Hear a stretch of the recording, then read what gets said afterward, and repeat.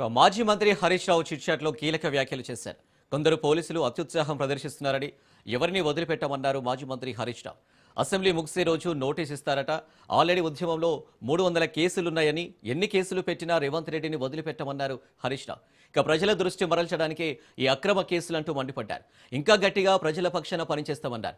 సంగారెడ్డిలో దళితుని ఇల్లు కూల్చేస్తే పోలీసులు ఎక్కడా అని ప్రశ్నించారు. డీజీపీ కాకి బుక్ అంటున్నారు, ఏం రాస్తున్నారు? డీజీపీ కాకి బుక్ లో నిజాయితీ లేదన్నారు. డీజీపీపై కానిస్టేబుల్లు కూడా తిరగబడే రోజు వస్తుందన్నారు హరీష్ రావు. పోలీసులకు డిఏలు లేవు, ఆరోగ్య భద్రత లేదు, పోలీస్ వాహనాల్లో డీజిల్కు పైసలు లేవంటూ ఎద్దేవా చేశారు.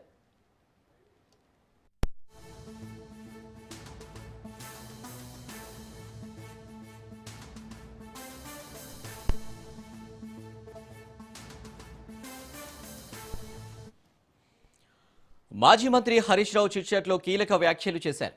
కొందరు పోలీసులు అత్యుత్సాహం ప్రదర్శిస్తున్నారని, ఎవరిని వదిలిపెట్టమన్నారు మాజీ మంత్రి హరీష్ రావు. అసెంబ్లీ ముగిసే రోజు నోటీస్ ఇస్తారట. ఆల్రెడీ ఉద్యమంలో 300 కేసులున్నాయని, ఎన్ని కేసులు పెట్టినా రేవంత్ రెడ్డిని వదిలిపెట్టమన్నారు హరీష్ రావు. ప్రజల దృష్టి మరల్చడానికే ఈ అక్రమ కేసులంటూ మండిపడ్డారు. ఇంకా గట్టిగా ప్రజల పక్షాన పనిచేస్తామన్నారు. సంగారెడ్డిలో దళితుని ఇల్లు కూల్చేస్తే పోలీసులు ఎక్కడా అని ప్రశ్నించారు. డీజీపీ కాకి బుక్ అంటున్నారు, ఏం రాస్తున్నారు? డీజీపీ కాకి బుక్ లో నిజాయితీ లేదన్నారు. డీజీపీపై కానిస్టేబుల్ కూడా తిరగబడే రోజు వస్తుందన్నారు హరీష్ రావు. పోలీసులకు డిఏలు లేవు, ఆరోగ్య భద్రత లేదు, పోలీస్ వాహనాల్లో డీజిల్కు పైసలు లేవంటూ ఎద్దేవా చేశారు.